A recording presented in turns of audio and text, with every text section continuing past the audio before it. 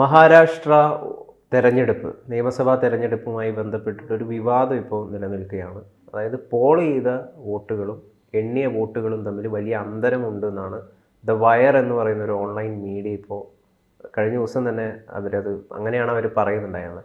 ഇതിൽ യഥാർത്ഥത്തിൽ എന്തെങ്കിലും വസ്തുതയുണ്ടോ? അവർ പറയുന്നതെന്ന് വെച്ചാൽ 5 ലക്ഷത്തോളം വോട്ടുകൾ അധികം എണ്ണിയിരിക്കുന്നു എന്നാണ്. ഒരു വാസ്തവവുമില്ല. വയർ എൻ്റെ അഭിപ്രായത്തിൽ എനിക്ക് തോന്നുന്നു തെരഞ്ഞെടുപ്പ് കമ്മീഷൻ, മഹാരാഷ്ട്ര തെരഞ്ഞെടുപ്പ് കമ്മീഷൻ ചീഫ് ഇലക്ടറൽ ഓഫീസർ, മുഖ്യ തെരഞ്ഞെടുപ്പ് കമ്മീഷണറും ഒക്കെ അതിനെ സംബന്ധിച്ചുള്ള വ്യക്തത വരുത്തിയിട്ടുണ്ട്. ഇത് വയർ ഒരു കുത്തിത്തിരിപ്പുണ്ടാക്കാൻ ശ്രമിച്ചിരിക്കുകയാണ്. അതാണ് വാസ്തവം. ഈ മഹാരാഷ്ട്രയിൽ ആകെ പോൾ ചെയ്തത് 6,80,88,195 വോട്ടുകളാണ് ആകെ പോൾ ചെയ്തതായിട്ട് കാണിക്കുന്നത്. പക്ഷെ വോട്ട് എണ്ണി വന്നപ്പോൾ അത് 6,45,92,508 വോട്ടുകളുണ്ട് എന്നാണ് പറയുന്നത്. അപ്പോൾ അതായത് പോൾ ചെയ്തതിനേക്കാൾ 5,04,313 വോട്ടുകൾ കൂടുതലാണ്. ഇതെവിടെ നിന്ന് വന്നു? അപ്പോൾ ഈ കാര്യം ഇത് വെബ്സൈറ്റിലും ദൃശ്യമാണ്.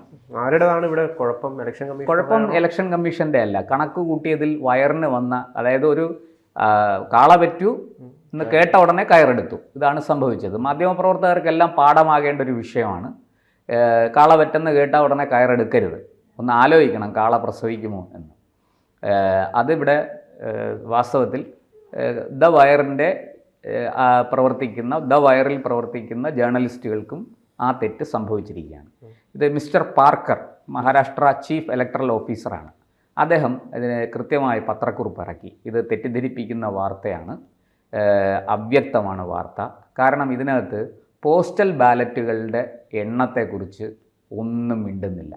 നമ്മൾ സാധാരണ ഒരു ദിവസം വോട്ടെടുപ്പ് കഴിഞ്ഞാൽ വോട്ടിംഗ് ശതമാനം പറയും അല്ലേ, എത്ര ശതമാനം വോട്ട് പോൾ ചെയ്തു എന്നുള്ളത് പറയും. ആ സമയത്ത് നമ്മൾ ഈ പോസ്റ്റൽ ബാലറ്റിൻ്റെ കണക്ക് അതിനകത്ത് സാധാരണ ഉൾപ്പെടുത്താറില്ല. ചിലപ്പം ഉൾപ്പെടുത്തുന്നുണ്ടാവും. നമ്മുടെ അറിവിൽ അങ്ങനെ ഉൾപ്പെടുത്താറില്ല. അത് ഈ വോട്ട് എണ്ണുന്ന ദിവസം രാവിലെയാണ് ഇത്ര പോസ്റ്റൽ ബാലറ്റ് കിട്ടിയിട്ടുണ്ട്, അതാണ് ആദ്യം എണ്ണുന്നത് എന്ന് പറഞ്ഞ് അങ്ങനെയാണ് പൊതുവേ നമ്മൾ കണ്ടുവരുന്നത്. ഇപ്പോൾ ഇവിടെ എന്തായാലും മഹാരാഷ്ട്രയ്ക്ക് ഒരു നിയമം, കേരളത്തിന് വേറൊരു നിയമം, കാശ്മീരിന് മറ്റൊരു നിയമം, അങ്ങനെയൊന്നും അല്ലല്ലോ. ഇന്ത്യയിൽ എല്ലായിടത്തും ഒരേ നിയമം തന്നെയല്ലേ. അപ്പോൾ ഇവിടെയും അതുപോലെ ഇത് പരിശോധിക്കാതെ, ഈ പോസ്റ്റൽ ബാലറ്റിൻ്റെ ഒന്നും കാര്യം പരിശോധിക്കാതെ ഈ വാർത്ത കിട്ടിയ വാക്കിന് വെച്ച് അടിക്കുകയായിരുന്നു. എന്താ, BJP വലിയ തരികിട കാണിക്കുന്നു, EVM ഹാക്ക് ചെയ്തിരിക്കുന്നു, ആനയാണ്, ചേനയാണ്, കുന്തമാണ്, കുടച്ചക്രമാണ്, ഇങ്ങനെ വലിയ ബഹളമാണ് അവരുണ്ടാക്കിയത്. എന്തായാലും കോൺഗ്രസ് ആദ്യമൊക്കെ ഇതിനൊന്ന് താളത്തിന് തുള്ളിയെങ്കിലും കോൺഗ്രസ്സിന് അപകടം മനസ്സിലായി. അവർ വളരെ പെട്ടെന്ന് പിൻവലിച്ചു.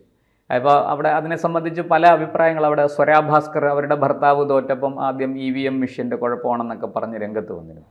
ഇപ്പോഴും അങ്ങനെ നമുക്ക് തന്നെ ഇത്തരം വാർത്തകൾ ചെയ്യുമ്പോൾ വരുന്ന റിയാക്ഷൻസ്, പല ആൾക്കാരും വരുന്ന റിയാക്ഷൻസ് നമുക്കറിയാം. അവർ എന്താ പറയണ്ടേ, നിങ്ങൾ EVM അങ്ങനെ സംഭവിക്കും, നിങ്ങൾ വോട്ട് ചെയ്ത ഉടനെ VVPAT-ൽ ചിഹ്നം തെളിയും, പക്ഷെ നിങ്ങൾ ചിഹ്നം തെളിയുമെങ്കിലും നിങ്ങൾ കൊടുത്ത അതേ ചിഹ്നത്തിലായിരിക്കില്ല വോട്ട് പോകുന്നത്, വോട്ട് വേറൊരിടത്തേക്ക് പോകും, അങ്ങനെയാണ് ഇങ്ങനെയാണ്. ഇങ്ങനത്തെ മണ്ടത്തരങ്ങൾ പറയാൻ ആൾക്കാർക്ക് യാതൊരു മടിയുമില്ല. ഒരു എന്താ പറയുക, ലജ്ജയും ഇല്ലാതെ ഈ വൃത്തികേട്, ഈ തെറ്റ് ഇങ്ങനെ പറഞ്ഞുകൊണ്ടേ ഇരിക്കുകയാണ് നമ്മൾ. നിലവിൽ ഇവിടെ അങ്ങനെ ഒരു സംഭവം നടക്കുന്നുണ്ട് എന്ന് തെളിയിക്കാൻ പറ്റിയിട്ടില്ല. അടിസ്ഥാനത്തിൽ ഇങ്ങനെ ആക്ഷേപം ഉന്നയിക്കാമല്ലോ, ആരോപണം ഉന്നയിക്കാമല്ലോ. ഇവിടെ ഈ 5,38,225 വോട്ടിൻ്റെ കുറവ് തെരഞ്ഞെടുപ്പ് കമ്മീഷൻ തന്നെ പറയുന്നു. ഇത് എന്താ പറയണ്ടേ, മഹാരാഷ്ട്ര തെരഞ്ഞെടുപ്പ് കമ്മീഷൻ പറയുന്നു അവരുടെ വെബ്സൈറ്റിൽ അത് കാണിച്ചിട്ടില്ല. അത് പോസ്റ്റൽ വോട്ടുകൾ അടക്കമുള്ളതാണ്. ഈ വീടുകളിൽ പോയി ആൾക്കാരെ നിന്ന് വോട്ട് വന്ന് ചെയ്യാൻ സാധിക്കാത്ത ആൾക്കാരുടെ വോട്ട് വീടുകളിൽ പോയി എടുക്കുന്ന പതിവ് ഇവിടെ ഉണ്ടല്ലോ നമ്മുടെ നാട്ടിൽ. അപ്പോൾ ഇതും കൂടി ചേർത്താണ് ആകെ പോൾ ചെയ്ത വോട്ടുകളുടെ എണ്ണം വരുന്നത്. അപ്പോൾ സ്വാഭാവികമായിട്ടും പിന്നെ ചെറിയ തെറ്റ് കണക്ക് കൂട്ടുന്നതിലോ മറ്റേ ഈ പോസ്റ്റൽ വോട്ട് കൂട്ടി വരുന്നതിൽ ചെറിയ തെറ്റുകൾ സംഭവിക്കും, മനുഷ്യ സഹജമായ വീഴ്ചകൾ സംഭവിക്കാൻ സാധ്യതയുണ്ടെന്ന് അവർ പറയുന്നു. എന്തായാലും ഈ ഒരു കാര്യത്തെ മനസ്സിലാക്കാതെ വേണ്ടത്ര ഗൗരവത്തിൽ അത് പരിശോധിക്കാതെ ഏറ്റവും ഒന്നാം തരം നുണ, ഒന്നാം തരം വ്യാജ വാർത്ത പ്രചരിപ്പിക്കുകയായിരുന്നു ദ വയറിന് നമുക്കറിയാം നരേന്ദ്രമോദിയോടും BJP-യോടും അവരുടെ സമീപനം എന്താണെന്ന് നമുക്കറിയാം. അവർ ചെറിയൊരു സംഭവം കിട്ടിയാൽ മതി, ഉടനെ അത് വെച്ച് മോഡി സർക്കാരിനെതിരെ, നരേന്ദ്രമോദിക്കെതിരെ, RSSനെതിരെ, BJP-ക്കെതിരെ ഒക്കെ വലിയ വാർത്തകൾ അവർ കൊടുക്കാറുണ്ട്. അപ്പോൾ അത് മാധ്യമങ്ങളുടെ ഒരു പൊതു സ്വഭാവമാണ്. മാധ്യമങ്ങൾക്കൊരു രാഷ്ട്രീയ ചായ്വ് കാണും, രാഷ്ട്രീയ നിലപാട് കാണും.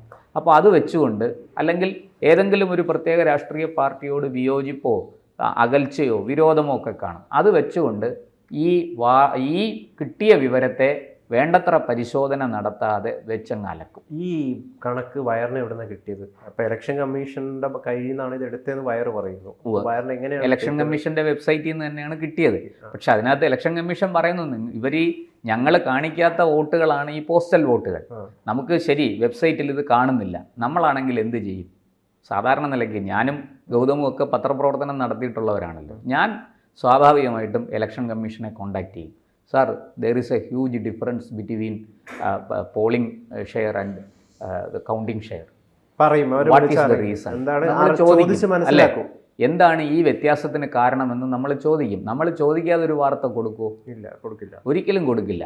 അപ്പോൾ ഇത് വാസ്തവത്തിൽ ഒന്നുകിൽ വയറിന് അബദ്ധം പറ്റി, കാളവെറ്റെന്ന് കേട്ടു ഉടനെ കയറെടുത്തു, അല്ലെങ്കിൽ മനഃപൂർവ്വം സർക്കാരിനെ കരിവാരി തേക്കാൻ, തെരഞ്ഞെടുപ്പ് ഫലം അട്ടിമറിക്കാൻ, BJP-യെ പ്രതിസ്ഥാനത്ത് നിർത്താൻ ബയാസ്ഡായിട്ട്, വളരെ ഏകപക്ഷീയമായിട്ട്, പക്ഷപാതത്തോടുകൂടി വാർത്ത കൊടുത്തു. ഈ രണ്ട് കാര്യങ്ങളാണ് ഇതിനകത്ത് സംഭവിച്ചിരിക്കാൻ സാധ്യത. ഒന്നുകിൽ അങ്ങ് പറഞ്ഞാൽ മതി, ഞങ്ങൾക്ക് അബദ്ധം പറ്റിപ്പോയത് ഞങ്ങളുടെ ജേർണലിസ്റ്റിന്, അത് ആ വാർത്ത കൈകാര്യം ചെയ്ത സബ് എഡിറ്ററിന്, റിപ്പോർട്ടർക്ക് പറ്റിയ തെറ്റാണ്. അങ്ങനെ സംഭവിക്കാറുണ്ട്. നമ്മളാരും ദൈവങ്ങളൊന്നുമല്ലല്ലോ, തെറ്റ് സംഭവിക്കാൻ സാധ്യതയുണ്ട്. അതിന് പകരം ഇതിനെ ഇങ്ങനെ മെഴുകുക എന്നിട്ട് ആദ്യമൊക്കെ കോൺഗ്രസ് ഒരു വലിയ രീതിയിൽ ഒന്ന് അലക്കാൻ നോക്കി. കോൺഗ്രസ്സിന് പെട്ടെന്ന് അബദ്ധം മനസ്സിലായതുകൊണ്ട് കോൺഗ്രസ് ഇതങ്ങ് താഴ്ത്തി വെച്ചു. നോക്കൂ, അങ്ങനെ ഈ നാട്ടിൽ എന്തെങ്കിലും തരത്തിൽ ഇത്രയും വലിയൊരു ഡിഫറൻസ് വന്നാൽ ഏതെങ്കിലും രാഷ്ട്രീയ പാർട്ടി മിണ്ടാതിരിക്കും? ഹൈക്കോടതിയുണ്ട്, സുപ്രീം കോടതിയുണ്ട്. അവർ തെളിവുകളുമായിട്ട്, കയ്യിലുള്ള തെളിവുകളുമായിട്ട് അപ്പം തന്നെ പോയില്ലേ? തെരഞ്ഞെടുപ്പ് കമ്മീഷൻ സമാനം പറയണ്ടേ? ഈ രാജ്യം ഒരു ഭരണഘടനാനുസൃതമായ, നിയമം മൂലം സ്ഥാപിതമായ ഭരണഘടനയ്ക്ക് അനുസൃതമായിട്ട് പ്രവർത്തിക്കുന്ന ഒരു സിസ്റ്റത്തിൽ പ്രവർത്തിക്കുന്ന രാജ്യമാണ്. ഇവിടെ അങ്ങനെ എന്താ പറയണ്ടേ, വെള്ളരിക്കപ്പെട്ടണമൊന്നുമല്ല, തിരുവായ്ക്ക് എതിർവായില്ലാത്ത നാടല്ല.